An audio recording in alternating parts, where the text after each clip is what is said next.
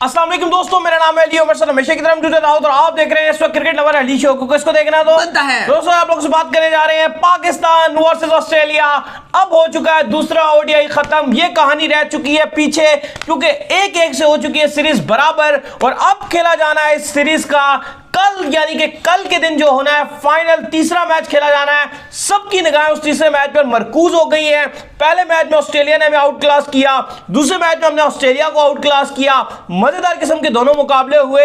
अब है फाइनल की बारी। तो आज इस वीडियो में हम आपसे बात करने जा रहे हैं कि क्या होगी पाकिस्तान की प्लेइंग 11 फाइनल के हवाले से, किस किस खिलाड़ी की एंट्री होगी, कौन कौन सा खिलाड़ी आउट होगा, इसके और बात करेंगे। ऑस्ट्रेलिया की भी प्लेइंग 11 डिस्कस करेंगे और शादाब का एक कॉन्ट्रैक्ट भी हुआ वो भी आपको बताएंगे और शादाब की अपडेट भी आपको देंगे।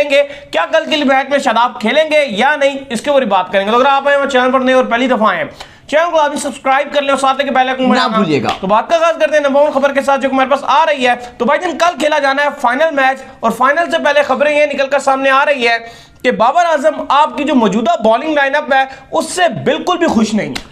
देखिए, पाकिस्तान और ऑस्ट्रेलिया का कल जो तीसरा ओडीआई खेला जाना है उसकी अहमियत इसलिए भी बहुत ज्यादा बढ़ जाती है क्योंकि ओडीआई सुपर लीग में आपको मेंटेन करना है, टॉप 8 के अंदर ही रहना है, बाहर नहीं जाना। अगर कल पाकिस्तान हारता है तो दोबारा से 10 से बाहर हो सकता है। तो पाकिस्तान को जीतना बहुत जरूरी है। दूसरी तरफ अगर आप देखोगे तो ऑस्ट्रेलवी कप्तान एरन फिंच भी अपनी बॉलिंग लाइनअप से खुश नहीं है। खबरों के मुताबिक कल जेसन बेंड्रॉफ को प्लेइंग 11 में मौका मिल सकता है।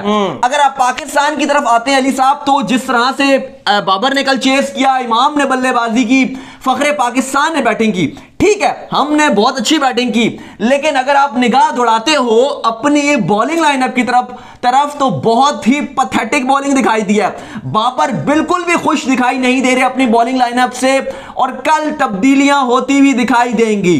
सबसे पहले अगर अली बात कर लें, चले आगे जाके बात करते हैं जो एग्जैक्ट प्लेइंग 11 क्या होगी, लेकिन जो एक स्लॉट है जाहिद महमूद का, कल कम से कम जाहिद महमूद तो आपको प्लेइंग 11 में दिखाई नहीं दे रहे। जाहिद का कोई चांस किसी भी एंगल से आपको नहीं दिखेगा। ऑप्शन क्या है? हम तो ये बात कर रहे थे कि बेस्ट ये था कि आपने सेकंड ओडीआई में अब्दुल कादिर के जो बेटे थे उस्मान कादिर, उनको आपने अब्दुल कादिर को जो आपने पीसीबी के हॉल ऑफ फेम में शामिल किया वो भी आपने उनको दिया, तो बेहतर था आप खिला देते। क्योंकि जाहिद, देखो अली, बात ये नहीं है हम जाहिद के लिए आवाजें उठा रहे थे इस पूरी टेस्ट सीरीज के लिए, टेस्ट सीरीज में, कि भाई साजिद माजिद को आप खिला रहे हो, उनमें से आप एक को बाहर बिठा के जाहिद को खिला देते, जाहिद को खिला दो, क्योंकि देखो जाहिद वो टेस्ट की प्रोडक्ट है। दाऊद साहब, जाहिद को जो विकेट मिलता है वो विकेट इस तरह से मिलता है कि जाहिद को अगर आप रोकने में जाओगे आपको विकेट मिलेगा, वो स्पिन ज्यादा करता है। अगर आप उसको हिटिंग करोगे तो वो बहुत इजी टारगेट आपके लिए। और हमने ये देखा कि सेकंड ओडीआई के अंदर जो ऑस्ट्रेलिया ने टारगेट बनाया हुआ था वो बनाया ही जाहिद को था और लगातार उसको मार पड़ी है। और हमने दूसरे ओडीआई से पहले भी बात की थी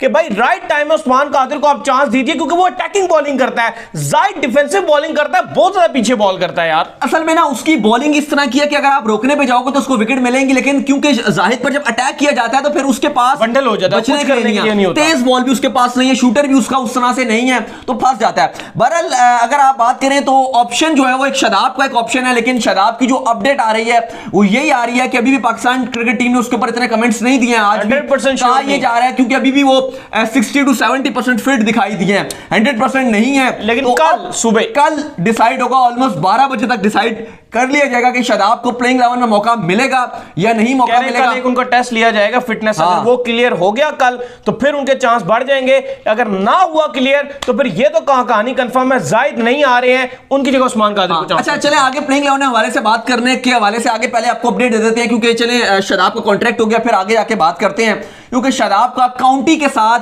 कॉन्ट्रैक्ट हो गया, यॉर्कशायर के साथ उनका जो यॉर्कशायर वाइकिंग्स है उनके साथ इनका कॉन्ट्रैक्ट हो गया और 11 मैचेस के लिए हुआ है।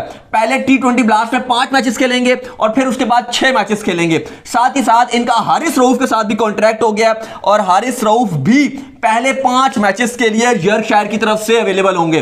तो यॉर्कशायर के आप कह लें कि दोनों ही खिलाड़ी जो हैं अवेलेबल रहेंगे और दोनों खेलेंगे, शादाब और हारिस रऊफ यॉर्कशायर की तरफ से T20 ब्लास्ट में। इसके अलावा अगर आप बात करें तो शान मसूद का डर्बेशायर के साथ कॉन्ट्रैक्ट हो गया, जो 2022 का काउंटी है वो पूरा सीजन खेलेंगे। तो ये भी बड़ी एक आपके पास अपडेट आ रही थी। अब बात कर लेते हैं, यानी दोबारा से प्लेइंग 11 पे आ जाते हैं। कल की भी अगर आप बात करोगे, जो पिच के हवाले से लोग बात कर रहे हैं, तो पिच तीसरे ओडीआई में भी सिमिलर है जैसा पहला और दूसरे ओडीआई का था, यानी कि फ्लैट क्रिकेट देखने को मिलेगा। अच्छा पिच बनाया इन्होंने, बिल्कुल जो है ओडीआई को सूटेबल पिच बनाया, ओडीआई को अच्छा करने के लिए इन्होंने ऐसा पिच बनाया। तो इस पे बिल्कुल हमने जिस तरह जो है इन्होंने टेस्ट में खराब पिच बनाया था तो हमने इसको बोला था, तो इस पे हम इनको क्रेडिट भी देते हैं कि इन्होंने जिस तरह जबरदस्त पिच बनाई हुई है। तो जहां तक अगर हम ओपनिंग की बात कर लें तो ओपनिंग तो आपको सेम देखने को मिलेगी जो पिछले ओडीआई में थी, जबरदस्त किस्म की फखर और इमाम आएंगे। हाँ अच्छा, ये बाबर की जो हम बात कर रहे हैं, अब जाहिर है ऑब्वियसली फखर और आपके इमाम दोनों ही ओपन करेंगे, और फखर भी जिस तरह से रन्स बनाते हैं, अगर पावर प्ले को अच्छा यूटिलाइज करते हैं, हमने देखा है तो फिर पाकिस्तान जीता ही जीता है। और इमाम की जो फॉर्म चल रही है, मतलब इमाम की तारीफ भी आपको खुलकर करनी पड़ेगी भाईजान। इमाम वाहिद खिलाड़ी हैं इस टाइम दुनिया में जिन्होंने ऑस्ट्रेलिया के अगेंस्ट 2 पे 2 सेंचुरियां मारी हैं, और अगर तीसरी भी मार देते हैं तो भाई एक लंबी कतार होगी, एक दर्जन रिकॉर्ड इमाम भी तोड़ देंगे कल। ऑलरेडी इमाम भी बेहतरीन फॉर्म में है। जब बाबर आजम 2016 में तो बाबर मारी थी, बाबर ने 3 मैचों के अंदर सेंचुरियां मारी थी। सही बात है। तो भाईजान नंबर 3 पे आपके किंग बाबर आजम आ जाएंगे। अब अली बाबर आजम ने जो 73 गेंदों पे 50 सेंचुरी मारी थी जो कल, तो बाबर आजम ने 3rd फास्टेस्ट सेंचुरी मारी थी एज अ कैप्टन ओडीआई इसमें पाकिस्तान की तरफ से। अगर आप नंबर 1 की बात करेंगे तो हमारे शाहिद खान आफरीदी जब 2010 का एशिया कप था वहां पर उन्होंने बांग्लादेश के अगेंस्ट मारी थी 53 बॉल्स पे, वो बड़ी जबरदस्त किस्म का सेंचुरी मारी थी। एशिया कप नहीं था खैर। उसके अलावा अगर आप सेकंड फास्टेस्ट की बात करेंगे तो वो एशिया कप में उन्होंने मारी थी 68 गेंदों पे, आफरीदी ने 2010 में श्रीलंका के अगेंस्ट मारी थी। फिर अगर आप 73 बॉलों पे बाबर आजम ने जो मारी है सेंचुरी, ये अब कल मार दी थी, तो ये 3rd फास्टेस्ट है। इंजमाम की बात करेंगे तो उन्होंने 88 रन की सेंचुरी मारी थी अगेंस्ट इंडिया 2004। सही हो गया, ये कैप्टन्स की सेंचुरी है फास्ट। चलिए जी, रिकॉर्ड्स हम आपको लगातार जो है कल से लगातार बताए जा रहे हैं। अब हम चलते हैं जरा प्लेइंग 11 पे। नंबर 4 पे जो आपके आ जाएंगे वो सऊद शकील ही है। सऊद शकील ही है। और अगर जैसे चेंज करके रिजवान को भेज दिया था। अच्छा मैं ये चाहता हूं कि आपने सऊद शकील को यूटिलाइज नहीं किया, जो सीधी सी बात है। कल भी आपने उनके ऊपर, अगर आपको इतना ट्रस्ट है तो रिजवान की जगह पे आप सऊद शकील को भेजते ना, आपने नहीं भेजा। अब अब्दुल्ला शफीक को चांस दे दें, डिसीजन लेना। नहीं, वो सऊद शकील ही आएंगे, वो फिर वही है, फिर वो अब क्या कर सकते हैं। लेकिन इन्होंने उसके ऊपर ट्रस्ट उस तरीके से शो नहीं किया, दूसरे मैच में करना चाहिए था। तो लेकिन अभी वो यंग भी है, काफी लोग भी ये बात कह रहे हैं कि अभी वो यंग है, लेकिन अभी असल में ना सिनेरियो भी ऐसा रह गया था कि वो चाह रहे थे कि ऐसा प्लेयर हो जो बाबर के साथ रन्स को लेके चल सके, स्कोर कार्ड को भी लेके चल सके। मैं दाऊद ये चाहता हूं, का टॉप परफॉर्मर है सऊद शकील। मैं ये चाहता हूं, देखें आस्ता आस्ता भी टेस्ट में आए ना अब्दुल्ला शफीक, उनको अब ओडीआई मिला, फिर अब उनको टी20 में भी लाएं।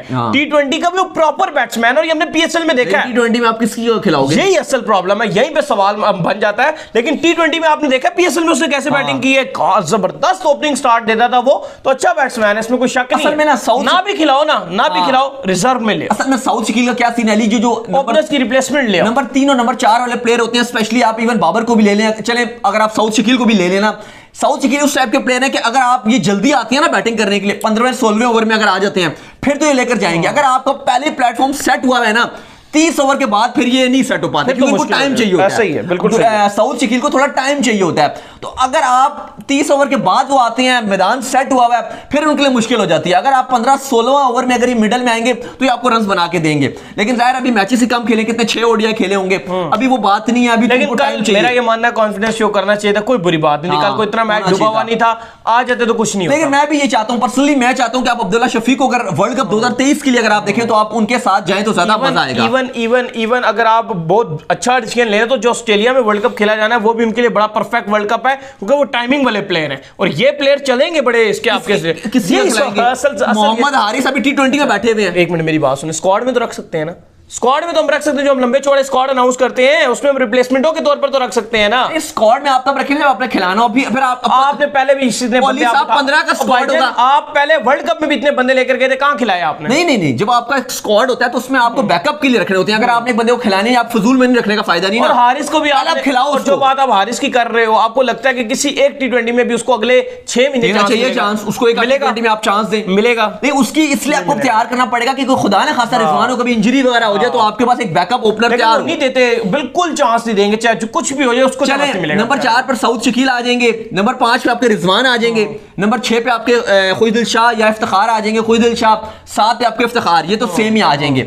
अब यहां पर अभी अली अब डिसाइड होगा कि शादाब अगर तो फिट हुए, फिटनेस टेस्ट उन्होंने पास किया तो आपके शादाब आ जाएंगे। लेकिन अगर शादाब फिटनेस टेस्ट, जो शायद आप कह लें तो 60% चांस है कि शादाब फिटनेस टेस्ट शायद पास ना कर सकें या उनको कंसिडर ही ना किया जाए, क्योंकि फिटनेस उनके इश्यूज हैं अभी। जो इस्लामाबाद में उनको इंजरी हुई थी इस्लामाबाद यूनाइटेड में, वो अभी तक उन्होंने रिकवरी नहीं की, तो उस लिहाज पे शादाब नहीं होंगे। तो कहा ही जा रहा है कि उस्मान कादिर के नाम को अंदाजी निकल रही है। और अगर शादाब जो दाऊद आ जाते हैं, बिलफर शादाब फिटनेस टेस्ट पास करके आ जाते हैं, फिर ये भी आप कंसीडर कर लीजिएगा कि धानी का भी जो है ना फिर चांस बहुत ज्यादा बन जाएगा, क्योंकि इनको बैटिंग ये बढ़ाने की वजह से जो है ज्यादातर जो उनको खिला रहे हैं अब वसीम जूनियर को। हाँ हाँ बिल्कुल, ये बैटिंग बढ़ाने की वजह से, अगर शादाब आएंगे तो ऑलरेडी बैटिंग बढ़ जाएगी, तो फिर उनको हटा के धानी को चांस यही बात है। क्योंकि अभी वो ये कहते हैं कि जो आपका जो 6 आउट पर आ रहा है बल्लेबाज, वो चाह रहे हैं कि हमें एक ऑलराउंडर चाहिए, एक बैट्समैन और हल्की फुल्की वो बैटिंग करके दिखाता हूं। अब हसन भी क्योंकि बाहर हो गए ना, वरना टीम मैनेजमेंट रिलाई करती है कि हसन भी हमें बैटिंग करके देंगे, लेकिन अब चूंकि हसन अली भी नहीं है, तो अब ये कहते हैं कि यार अगर हमारे 5 आउट होते हैं तो जब छठा आउट हमारी विकेट गिरती है तो ऐसा आए जो उसकी पास में रेपुटेशन हो कि वो बैटिंग कर सके, क्लिंच मूवमेंट पे हमें जितवा सके। अगर शादाब आ जाते हैं तो धानी का भी चांस क्लियर रहेगा। लेकिन मैं ये चाहता हूं अली कि जो पाकिस्तान की जो माइंडसेट है वो थोड़ा आपको आगे बढ़ना पड़ेगा, क्योंकि अगर आप 350 खा रहे हो, 350 विद द बॉल खा रहे हो तो फायदा नहीं है। अगर आपका 7-8वां वाला रन बनाता है नहीं बनाता कोई फायदा नहीं है, मकसद नहीं है ना। अब आपको बोल्ड डिसीजन लेने पड़ेंगे, क्योंकि धानी एक ऐसा प्लेयर है अब आना चाहिए, क्योंकि वो विकेट टेकर ऑप्शन है। वो 350 और मुझे लग रहा है कि जो बाबर आजम आज थोड़ा सा नाराज दिखाई दिए, कल भी नाराज दिखाई दिए थे, और आज भी क्योंकि पाकिस्तान की टीम उस तरह से आज प्रैक्टिस भी पाकिस्तान टीम ने नहीं किया। हारिस भी चाहे विकेट्स ले रहे हैं, शाहीन भी चाहे विकेट्स ले रहे हैं, लेकिन हमारे मेन बॉलर्स भी रन रोकने में नाकाम है। और ये अब से नहीं है, वर्ल्ड कप से अब तक चलता हुआ आ रहा है। विकेट्स ये बहुत अच्छी लेते हैं लेकिन रन्स नहीं कंट्रोल करते। अगर आप 3 पेसेस खिलाते हो ना ट्रूली, मतलब आप अटैकिंग ऑप्शन पे जाते हो, शाहीन, धानी, हारिस, यार अगला सोचता है कि मैंने अटैक किस पे करना है। सही बात। वो सोचेगा कि यार मेरे ढीला बॉलर ही कोई नहीं मिल रहा। सही बात। अभी क्या होता है, इवन वसीम जूनियर को 2 विकेट्स मिले थे, अराउंड 6 की इकॉनमी से मार खाई है, वही सब की तीनों, शाहीन, हारिस और वसीम जूनियर तीनों ही अराउंड 60 के रन खा गए थे ना। कोई 58 खा रहा है, कोई 60 खा रहा है, कोई 63 खा रहा है, बात वही होगी। लेकिन बात यह है कि धानी आपको विकेट्स लेकर देंगे, जो खिंची हुई बॉल से बॉल डालते हैं उनको बड़ा मुश्किल हो जाता है खेलना। ऐसा ही है। तो धानी को आपको प्लेइंग इलेवन में चांस देना पड़ेगा, उनको आपको तैयार करना पड़ेगा, आपके लिए अटैकिंग ऑप्शन है। तो लग भी मुझे रहा है कि कल, मुझे लग रहा है कि इंशाल्लाह कल धानी खेलेगा।